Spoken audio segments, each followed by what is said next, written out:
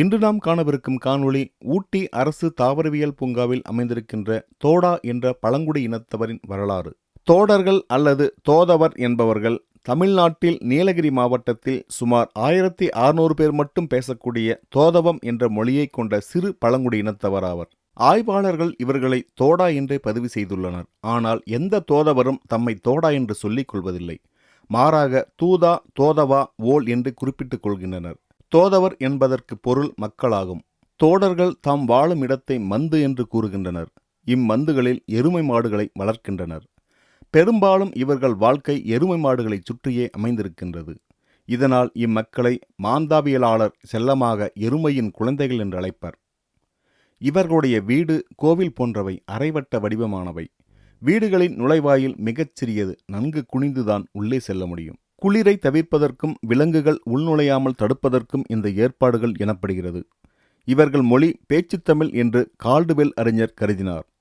தோடர்கள் பேசும் மொழி தோடாமொழி எனப்படுகிறது.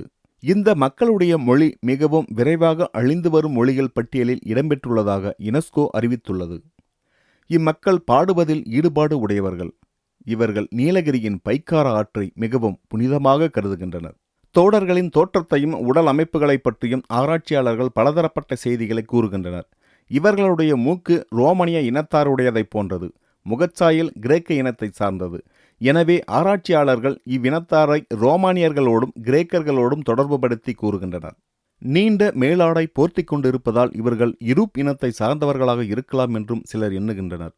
சமவெளி மக்களால் துரத்தப்பட்டு இம்மலைகளில் தஞ்சம் புகுந்த சிதியர் இனத்தாரை இவர்கள் என்று கூறுவோரும் உண்டு.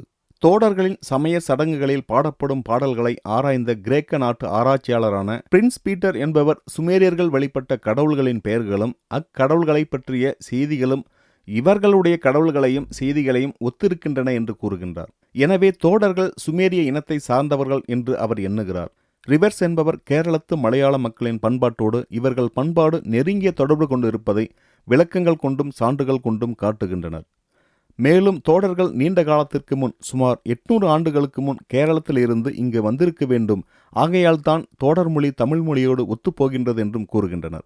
தோடர்கள் தாங்கள் வணங்கும் தெய்வமான கம்பற்றாயன் சிந்திய வியர்வையிலிருந்துதான் தோன்றியவர்கள் என்று நம்புகின்றனர். நாவல் மரத்தை புனிதமாக மதிக்கின்றனர். தாங்கள் வாழும் குடியிருப்பை மந்து என்று அழைக்கின்றனர். தோடப்பெண்கள் துணிமணிகளில் பூ வேலைப்பாடு செய்வதில் தேர்ந்தவர்கள். ஆண்கள் மர வேலைகளில் திறன் படைத்தவர்கள்.